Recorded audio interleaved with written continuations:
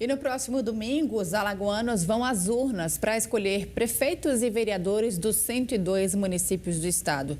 E para orientar os eleitores do que é permitido e proibido no dia da votação, a gente vai conversar agora com a desembargadora eleitoral Jamile Coelho.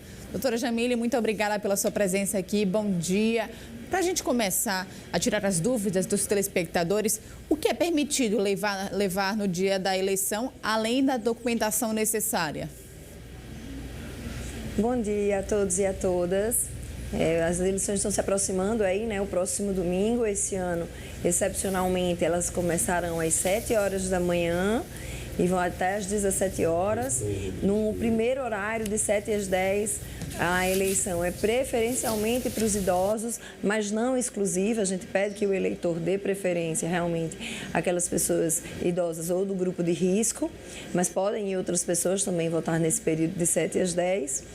E é um dia que a gente vai exercer a democracia, né? É escolher aqueles que ocuparão o chefe do Poder Executivo e aqueles que nos representarão na Câmara de Vereadores. Bom dia, desembargadora. Prazer falar com a senhora. As roupas informais, elas são permitidas? De que forma a pessoa pode ir vestida ou não há uma regra definida em questão das vestes? Não há uma regra definida, né? Não há nada que precise, que possa e que deva embaraçar o exercício do voto. Então, assim, pode ir de chinelo, pode ir de bermuda. Eu sugiro que a pessoa não vá como quem vai para a praia, né? Até porque é um dever que a gente cumpre e um direito nosso também. Mas não há restrição de vestes. As pessoas devem estar de máscara, isso é uma obrigatoriedade. Inclusive, mesmo antes de entrar na sua própria sessão, no próprio colégio eleitoral, vai ser aferida a questão da máscara, se a pessoa está com máscara. Nós pediremos o distanciamento, né, na organização das filas. A gente pede que, se possível, não leve crianças, só compareça às sessões de votação efetivamente aquelas pessoas que podem votar, que vão votar, né? É permitido o uso individual e silencioso da preferência do eleitor. Então, pode ir com uma cor determinada, pode ir com determinado adesivo, pode inclusive segurar bandeiras, mas desde que você entre, exerça o seu direito de voto e saia. Não pode ir aglomeração, não pode pedir voto a outras pessoas, porque isso é o famoso crime de boca de urna, né? E isso é vedado pela legislação.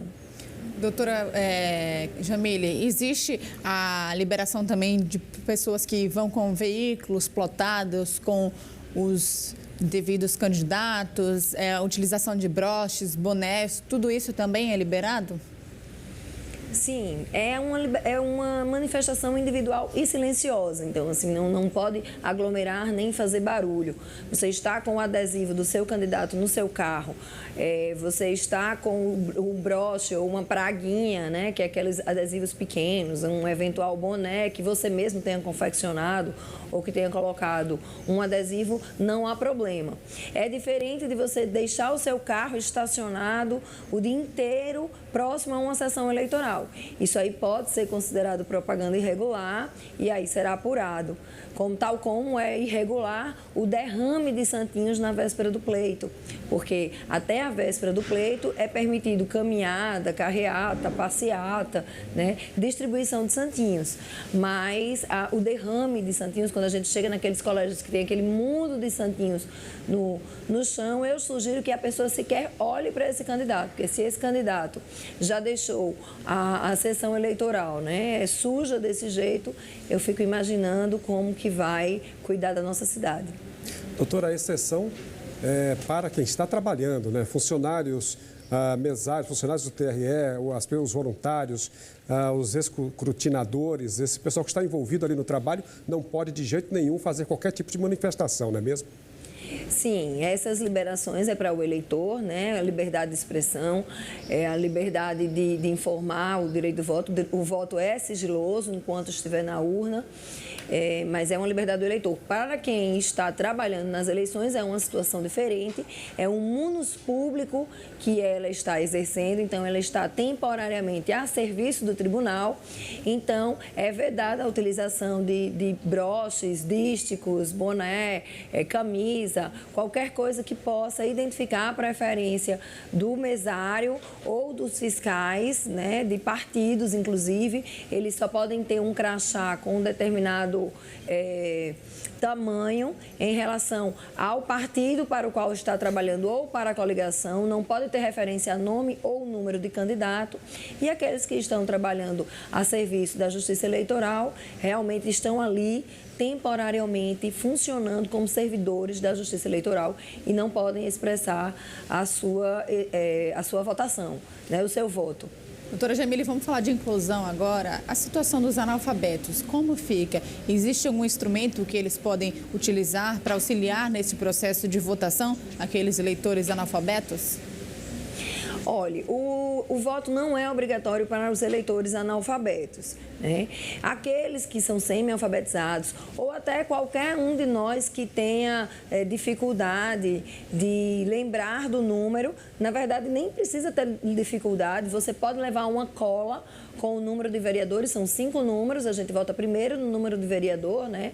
Coloca o número, confirma a foto e aperta no verde, e depois 2 números para prefeito. Então, qualquer dessas pessoas pode levar uma colinha, né? Uma pesca, um papelzinho anotado o número dos seus candidatos para a cabine de votação, e na cabine de votação deverá entrar sozinho, deixando bolsa ou celulares em uma mesa ou em algum lugar apropriado que será disponibilizado dentro da sessão eleitoral. No caso dos portadores de deficiência física, essas pessoas portadoras de necessidades especiais que forem lá votar e não tiverem requerido diretamente ao juiz a ajuda de uma pessoa, de um familiar da sua confiança para a hora da votação, na hora do voto, ele pode chegar lá, ele consegue votar sem ajuda ou com a ajuda de alguém que ele leve? Olhe, para esses casos, a Justiça Eleitoral ela disponibilizou do prazo do dia 25 de agosto a 1º de outubro ou uma transferência temporária de sessão ou então um pedido de que a sessão fosse adaptada para aquela dificuldade. Se o eleitor não fez isso e estiver ao alcance do mesário a solução daquele problema, o mesário está autorizado a liberar tanto a questão de áudio, o eleitor poderá levar o seu próprio fone de ouvido, se não houver na sessão eleitoral disponibilizado, né, se ele não pediu, e se o mesário identificar que é imprescindível o auxílio de pessoa da confiança do eleitor e que ele tem condições de comprovar que aquela pessoa realmente é uma pessoa de confiança, né, para não ser ludibriado, ele pode entrar com essa pessoa da própria confiança dentro da cabine de votação.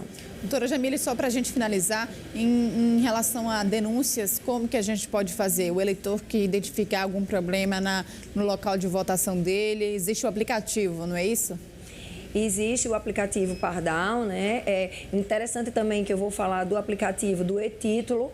Você não precisa mais necessariamente levar o seu título em papel. Você pode baixar no celular o e-título. Através desse aplicativo você também, inclusive, pode fazer justificativa sem precisar se dirigir a uma sessão, se você estiver fora do seu município e não puder comparecer para votar. E em relação às denúncias, haverá sempre integrantes do tribunal ou das zonas eleitorais dentro da escola, então uma denúncia pode ser reportada a essas pessoas, pode ser reportada através dos sites também para o Ministério Público, qualquer coisa relacionada à compra de voto, né, ou boca de urna. E também em relação à propaganda eleitoral, porque no dia da eleição é vedada a propaganda eleitoral, pode ser feita através do Pardal. Até quinta-feira, nós ainda teremos o horário eleitoral gratuito, né, na TV e no rádio. Na sexta, ainda será permitida a propaganda através da imprensa escrita. No sábado, serão permitidas carreatas, passeatas ou motoatas, né, caminhadas. Mas os comícios, eles se encerram nessa quinta-feira e no domingo é um dia para o eleitor pensar com consciência, votar em quem se coaduna com os seus pensamentos. Doutora, como é que será controlada a aglomeração? Ou seja, para se evitar a aglomeração, a gente geralmente vê aquelas filas enormes, tem colégios eleitorais, tem sessões que ficam superlotadas no domingo, muita gente deixa para ir na mesma hora ou em cima da hora no fim da tarde. Como é que vai ser feito esse controle? E haverá por lá também a aferição da temperatura, álcool em gel, como é que vai ser nessas sessões? Haverá a presença de álcool em gel para o eleitor higienizar a mão antes e depois do voto. A gente pede que se leve a própria caneta, porém, se não levar, terá álcool em gel lá para ela ser higienizada. O comprovante de votação, ele só será entregue para alguém que pedir, né? Do mesmo jeito, a documentação ela será mostrada, ela não precisa ser necessariamente entregue ao mesário, ela pode ser demonstrada ao mesário para que ele confira a sua autenticidade. O eleitor pode votar sem título de votação desde que porte um documento com foto. Aliás, levar um documento com foto é obrigatório para todos os eleitores, para permitir identificação, principalmente esse ano, onde foi vetada o uso da biometria, exatamente para evitar a aglomeração, já que a biometria ela demora um pouco mais. Estamos esperançosos de que não haverá muita aglomeração, porque serão apenas 2 votos, né? Então, assim, é uma votação rápida, vereador e prefeito. E a gente pede também que o eleitor assuma para si essa responsabilidade, né? Porque ao usar máscara, ao higienizar, ele está protegendo não a si mesmo, não só a si mesmos, mas as outras pessoas. Então, a gente pede que se respeite ali a fila, né? Um distanciamento de 1,5 metro e terão fiscais dos próprios partidos e da Justiça Eleitoral para tentar conduzir esse pleito da forma mais tranquila possível. Doutora, muito obrigada pela sua participação aqui no Bom Dia Alagoas, pelos esclarecimentos, né? Eleição chegando já no sábado, no domingo acontece, então é muito importante esses alertas aqui para todos os eleitores. Obrigada pela sua participação. Obrigada a vocês, o TRE agradece e está à disposição para maiores informações. Obrigado, doutora, desembargadora. É uma ótima semana para a senhora. Sei que tem muito trabalho aí pela frente até o domingo, né? E depois também, não acaba no domingo o trabalho para quem está envolvido, né? Um abraço, bom dia para a senhora, bom trabalho. Obrigada.